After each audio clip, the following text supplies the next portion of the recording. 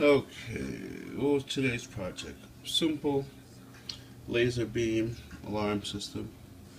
Alarms triggered when the beam is interrupted. Get a little piece of speaker, some one of those 10K resistors, little switch, few LEDs, photo sensor, nothing really serious. Laser.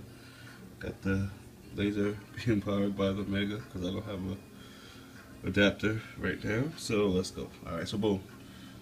You just switch it here. Blue button arms it. See it calibrates. It's ready to go. Simple.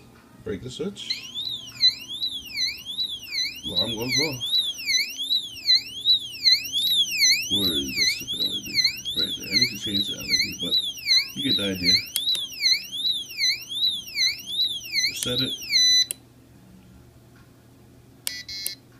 It's armed again and ready. See the red light being it's armed. Right there. Off. It's not armed. Blah blah blah blah blah. See, breaking this up. Breaking the beam, breaking the beam.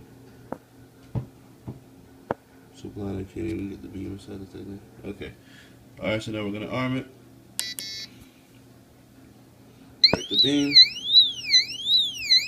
Alarm. Simple. Little project. Put the code on my website. Have fun.